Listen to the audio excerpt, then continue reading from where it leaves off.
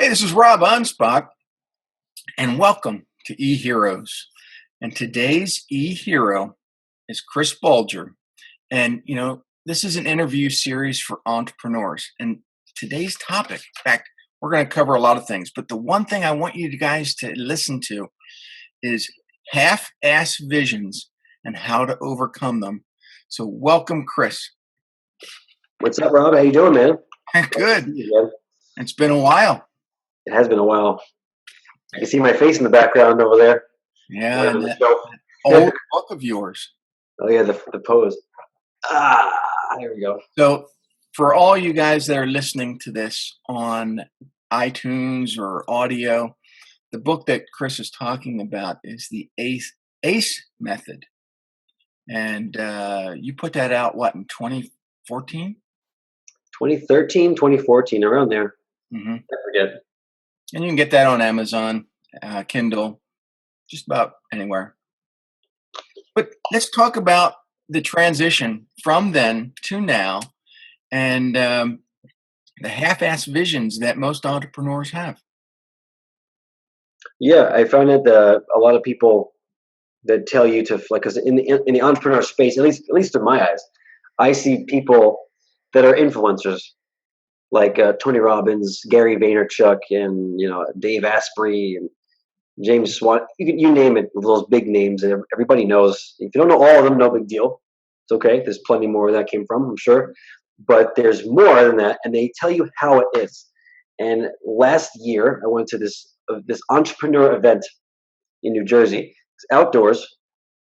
It was sponsored obviously by a co-working space, because co-working spaces are now taking over.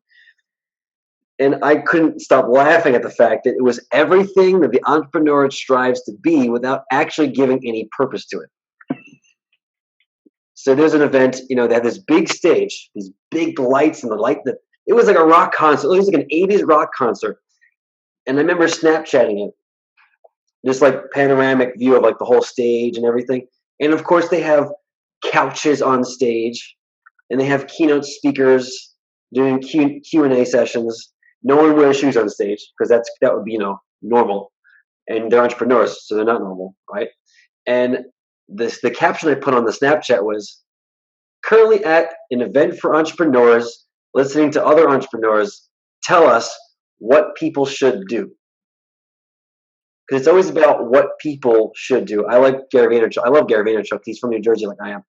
But his voice is very nowadays, people need to just fucking, just fucking do it.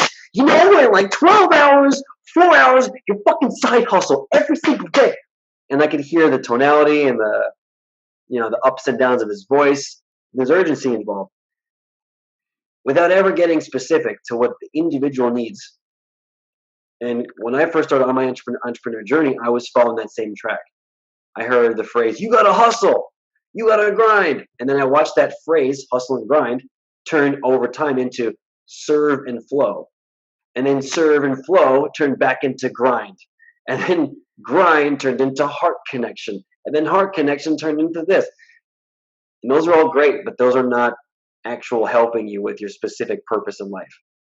And that's where a lot of people, one, get seduced by the entrepreneur life, two, get disappointed and heartbroken by the entrepreneur life, and three, never actually figure it out. And you can see who they are. On Facebook, they'll hold live events, they'll hold live streams, they'll make videos, never having accomplished anything that's public, at least, they're not, that they're proud of, and they never piggyback off of what they've already done. They talk from theory. And that's fine, because somebody else that might impact them. But in terms of their own purpose, that's not on track with their own purpose. So I know in your own evolution, you've done some things, and I've commented on a lot of these things. When I first met you, it just seemed like you were getting into the entrepreneurial space. You've had the bug for a long time, but your videos were more chaotic. Now they're more calm. They're more peaceful. They're more on sync. They're more focused. Yep. And the reason why is this, is in the beginning, when I was following other people telling me what I should or should not do, which is, by the way, I think that the word should is not a leadership word at all. Yeah, I always tell people if I before I say you should do this or you should do that or it shouldn't be that way or this way, I always say, listen, I'm not going to tell you what you should or shouldn't do. I'll never say that, but I think you should do this. You don't have to do that. There's no pressure to that. But I was told you should do this, and you should make videos, and you should be motivating, and this and that. And I learned from other speakers. I learned from Eric Thomas and Gary Vaynerchuk and Tony Robbins even, and a couple other mentors. So I learned to make my videos like that, like match my personality. So I was always passionate and half angry all the time and anxious. And then what helped quell my own issues was a lot of inner work, a lot of just fucking doing the work, like not making it public, just doing the work. Like I went back for a degree. I told no one for 2 years. I did. My own dog didn't even know. I just no one knew. I just did it for me. And in the beginning, it killed me to not make this public. Oh God, Facebook needs to know this. But I was like, you know what? Next year when I do my doctorate symposium, I'll show how grateful I am. And that's as far as I'll go with that. And you know what? That was when the shift happened. Now when I make a video, it's from a very grounded place because inside my own body, there's no more chaos. There was, and I think every entrepreneur experiences this at one point or another. People do it okay, not doing as good as you know. And then you go to following your own vision. You look inside, you're like, all right, what the hell am I all about? And then you go and perform that. And in the beginning, it's shaky. It's very like you're trying to push your message out there. And my videos were just like that. I was pushing a message out there. I was throwing it up. I was like, hlah, hlah. And then over time, people say, hey, good job. Hey, great. But guess what? The hey, greats and the hey, good jobs, they don't pay the bills. Mm-hmm. And it can make you very, very bitter. What fixed all that was, one, doing a lot of inner work. I went back to school for psychoneurology, and it changed my life. Really changed everything. It changed the way I communicate. It changed the way I come across. It changes the way I process information. So when I go to make a video, I'm still doing it for me. In fact, I'm doing it more for me than ever before, which means I don't have to prove a damn thing to anybody. So if nobody shows up to my live streams, to my 45-minute live streams, if nobody shows up to watch my videos or comment, so what? I'm doing it for me. This is an exercise for me. Yesterday I held a Q&A. Was supposed to be 7 minutes.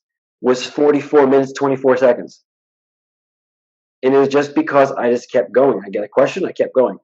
If I had no questions, cool, I'm done. But either way, it's like I'm gonna do what I do either way. And the purpose there is, if you're showing up for the money, if you're showing up for the image, things are not going to work out. It might not sustainable. If you show up because it's your purpose and you're driven to do it, and you're inspired, you do it for you, and that's it. And that's whatever you get out of that, that's the best you're going to get, and that's all you could be grateful for. I find personally when I do videos for me, my passion shines better. The video comes out stronger. The message comes across better. When I force myself to do a video because someone says, hey, you should cover this subject, my heart's not always into it. And I just feel like I'm pushing out content. Yeah, absolutely. Pushing out content is not that's not sustainable, pushing out content. No, let's talk about anxieties though, because, there's a lot of entrepreneurs that, they look at social media, they look at, videos, they look at articles, and they're like, I can't do all this. This is just too much. And, then I got to get on a plane and go here and go there. And it's overload, and they freeze up. They don't know what to do anymore. So how do you overcome it? Oh, easy. Well, I've had 20 something years experience fighting anxiety. So me and anxiety, we used to be best friends. I mean, I had anxiety since before. I had anxiety disorders when I was a kid. 4 or 5 years old.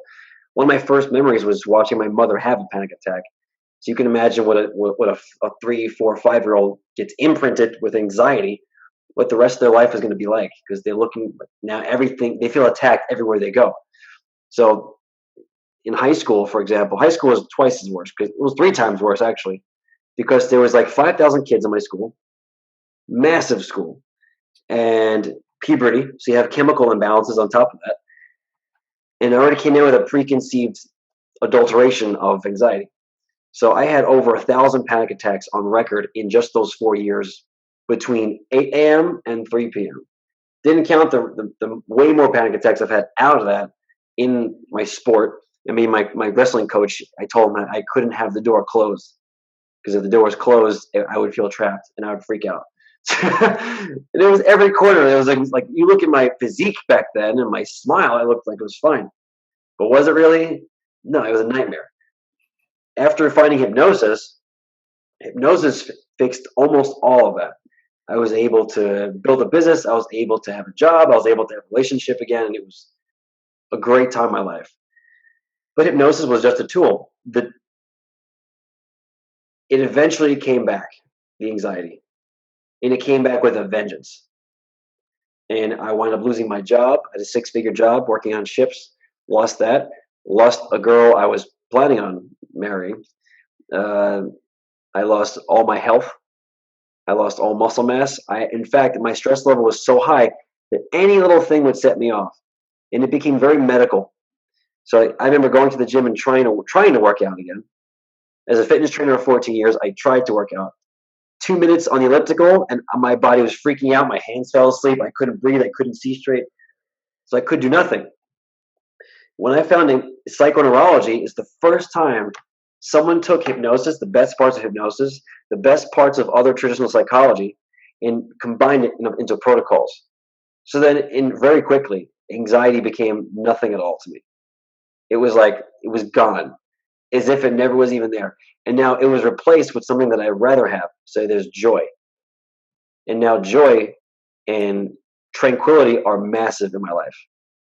I was walking my dog today and I'm like, it's been a while since I had any panic or any anxiety issues at all. In fact, I'm like way less anxiety than the average person. And I'm doing high level stuff still. I'm like, this is interesting. And I was like, I checked in. I said, what am I recognizing? If I were to have a panic attack or anxiety at all, right in this moment, what would I recognize it as? And I realized I wouldn't even call it that. I would call it discomfort, because it's almost as if that the word anxiety is completely erased from my mind. And I was like, you know what? I've never stopped to be grateful for that. Well, let's talk about that versus what you're doing now to help your clients, because I'm sure that a lot of them that come to you have the anxiety, have the worry, have, the physical pain, and they're coming to you and you are helping them release all that. Yeah. Right now I run a rehab center, a neuro rehab center. And it's for people that have, like, let's say you go to a chiropractor or a physical therapist because you have back pain or nerve pain or knee pain or any physical pain in your body. And you have emotional trauma. Let's say you go to a psychiatrist. What I do is I focus on the holistic alternative to psychiatry, which is psychoneurology. And I found it to be the most effective thing. In the past 14 years, it's changed my life, and it allows me to really easily change the lives of my clients. So I've had people that had depression for 15 years. They've been to Harvard therapists for like every week without fail. And they come to me, and within 4 months, they're all better. In fact, their whole personality is different. They're much more pleasant. They're more relaxed. They don't give a crap about the negative stuff, and they're moving forward in life, and they're good. Same with people that had physical pain. We became obsessed. Me and my business partner, we became obsessed with finding the things that are going to work. So then we use another modality to fix the body. So fixing the body, where let's say a doctor says, "Oh, you can't walk anymore. That's it. You're that oil truck that hit you, brain damage, spinal injuries. You can't read forward now. You're dyslexic, and you can't speak." You give me 2 hours with that person, I don't make guarantees, but I most likely can make them talk again, read forward, walk again in about 2 hours. So these other doctors are actually projecting half-assed visions on their patients and getting them convinced that they'll no longer walk or feel this way or do this. They come to you, and in a short amount of time, they're walking, talking, living life again. Barbara, age 53, didn't walk for 6 years. And her doctor told her she's going to die in a wheelchair. She walked within 2 hours of being in my office. And she still walks, and that was last year. She still walks. She travels, she goes flying again. She speaks. In fact, one of the first things she was speaking about was the testimonial she gave me. But yeah, we found that the brain and the body are very different. They're simple to fix when you know the mechanisms behind how they work. But those mechanisms, I don't want to, like, doctors go to school for a long time, and doctors put their life and soul into it. So I'm not downplaying a doctor at all. However, a doctor goes to school and expects to learn these things to impact someone's life. And within those years in residency, they're taught other things that are meant to keep somebody in the loop for, because they're imprinted by doctors. They wind up imprinting themselves on their patients too. For example, I have my own allopathic doctor. She was amazing, but I would show up looking for preventative measures, and she's like, "No, you're fine. You're not sick. You don't need anything." And I go, "Yeah, but I still want niacin." Why do you want niacin? I want niacin because in the event I have a systemic mold or fungus issue, I want to have it on hand. So give me the damn pills. Those are the only pills I want from you. Give me the damn pills. And he goes, "Well, you don't need them." And I go, "Doc, that was not the point. I want you to take my blood." And she's like, "We took your blood last month." And I go, "I know. I'm paying for it. Take my damn blood. I'm testing my testosterone levels and my D3 levels. Please." And she goes, "Ugh, why do you want this done?" And I'm like, "Why do you give me shit for my health?" And we talked about it, and it turned out that she just hated her job. She hated being a doctor. She said, "Chris, I just want to help people. And this job is none of that. This job is consisting of knee pain, back pain, and fucking postnasal drip." That's her whole job. Z-Packs and the other antibiotics. That's all she does. And Wow.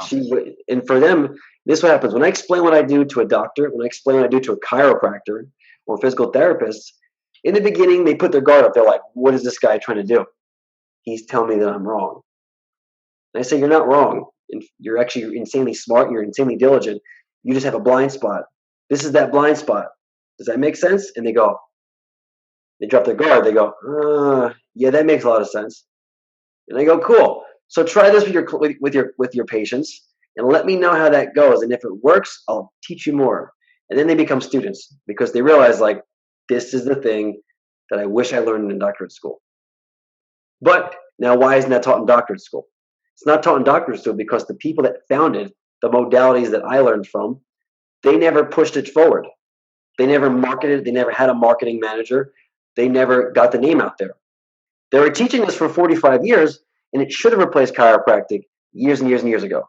It should have replaced psychiatry years and years and years ago. But they're too proud. I love them. I know the founders personally. They're too proud to go and push it out there because they don't want to cause waves. So now I'm the one person they met who decided, you know what? I don't care about waves. I love everybody, but I'll make the damn waves. I also think that it's comes down to insurance too. People are so dependent on that insurance that if an outsider doesn't take it, they don't want to have anything to do with it. That's very true.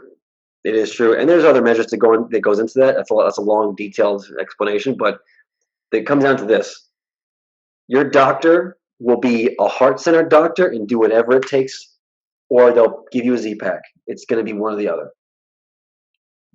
Yeah, it's crazy. Just crazy.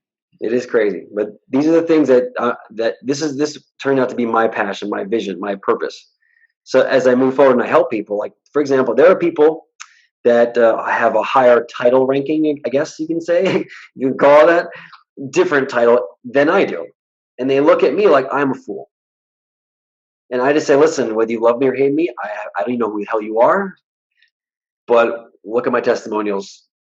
they're not lying. All these people can't be lying. I'm like, this woman can't. She couldn't walk for 6 years. This wasn't a 6-year magic trick that we set up.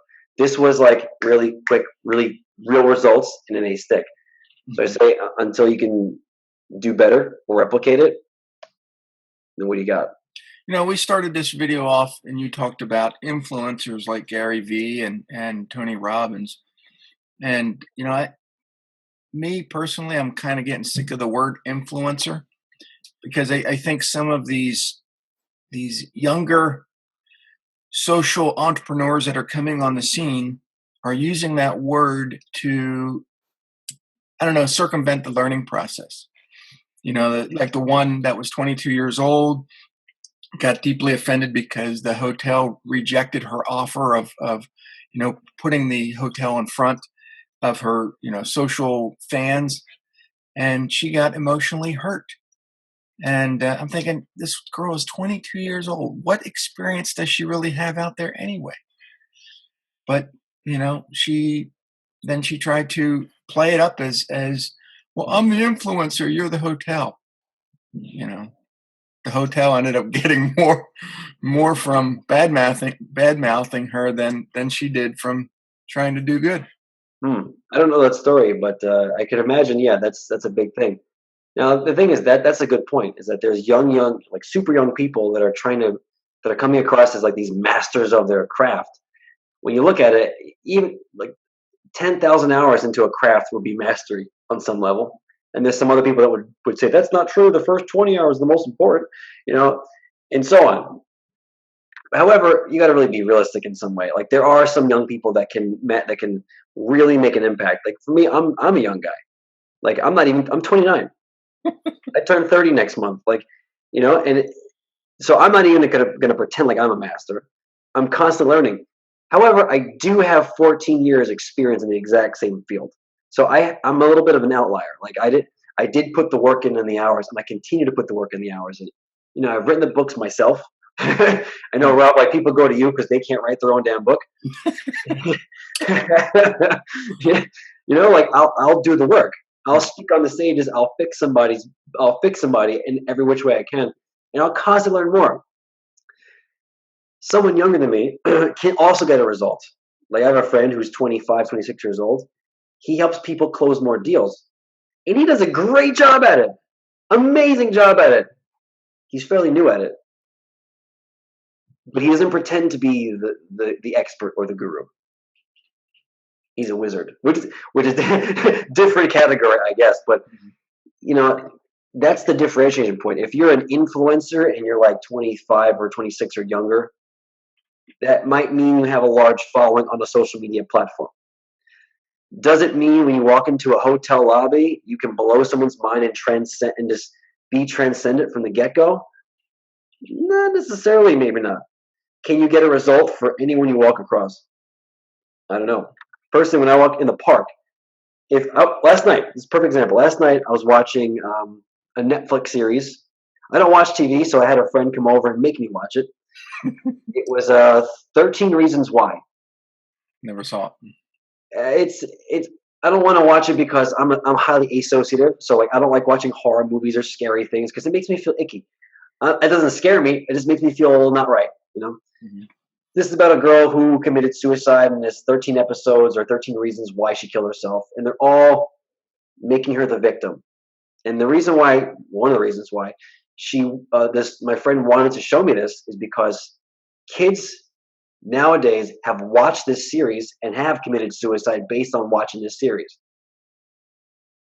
And I'm watching the series and I'm like, I can see why, because the 13 reasons why this imaginary girl killed herself are because other people made her feel a certain way. Now I turn to my friend and on the very first episode, and I say, let me ask you a question. This is influencing people. This is influencing a lot of people. Well, let me ask you a question. If you have a counterpart, if you have a man, a wife or a husband, boyfriend, girlfriend, do you wait for them to get out of work to brush your teeth for you at night? And they go, no, not at all. And I go, then why the hell would you wait for anybody to come and make you feel a certain way? If you make them, and Tony Robbins says this part, if you blame them for the bad shit, you got to blame them for the good shit too. Which means you're totally out of control in your life. And if somebody offends you, you're showing lack of control. And personally, and this is just me, might be somebody watching this too, you might resonate with, if somebody's offended easily by anybody else, is that an influencer? Would you like to be influenced by somebody who actually lacks the control to control their own mindset? That's the one question I would pose here. So, to all the listeners out there, or if you're seeing this on video, how can people get a hold of you, Chris? What website, or where do you want them to go to find you? Well, recently I've been having a lot of fun doing Facebook Lives. So I think Facebook would be the best way to literally get in front of my face and talk to me in real time without any secretaries or hotlines or forms to fill out. So my Facebook, I think it's facebook.com/Chris the Hypnotist. All one word. Because that was my old stage name, Chris the Hypnotist, back in the day. So I kept it that way. And if they want to go to a website? Facebook would be the best place to go. And if you're watching this on video, I'll put the link down. And if you're seeing this on my website, then I'll also include the links and anything else Chris wants to share outside of this podcast. So, thank you, Chris. It's been a great interview. Is there any last minute things that you want to shout out to the audience? There's two things. If you're going to be an influencer at any age, the two things I think that would cover a large base, and this is what we learned in psychoneurology by Dr. Foreman, he's an amazing guy, is one, you have to generate your own sense of joy. If you're not actively generating your own sense of joy, you're keeping the gates open for stress and worry and anxiety. And if you're just letting time pass, if you get stressed out and you have a bad day, if you just let time pass and think that time heals all, that's bullshit. Quite frankly, you have to generate your own joy to turn those negative chemicals off and generate the chemicals that make you feel a certain way. The second thing is to create strong boundaries, meaning give yourself the space so that no one else can intrude on you, so you have the space to even generate that joy in the first place. If you do those two things, your influence will go through the roof. Like you even said yourself, you saw my videos years ago. They were sporadic. They were high energy. The energy was always off. Now I can hold an event every single day, and the energy is always congruent. It's always grounded. I'm still high energy, but there's a groundedness to it because every single day, before the day even starts, before my feet touch the ground, I have the space to generate my own joy. So before the day starts, I'm already taken care of. So throughout the entire day, I'm operating from a space of already being supported. So now when you make a video and someone's not supported, it's communicated. If you're supported and your body and your brain feel safe and secure and loved, and you did that for yourself, everything you communicate will come across the same way. And if you're looking to influence others, everyone wants to be influenced by someone who is already safe and secure and happy. I always tell people, I say, if your therapist is not as happy as you are, get the hell out of the room. And see, this is why Chris is an e-hero. So go to his Facebook, and I want to thank everyone for listening. And if you want to visit me, anspachmedia.com, and I'll catch you on the next podcast. Thanks, Chris. Thanks a lot, Rob. I appreciate it. Had a blast.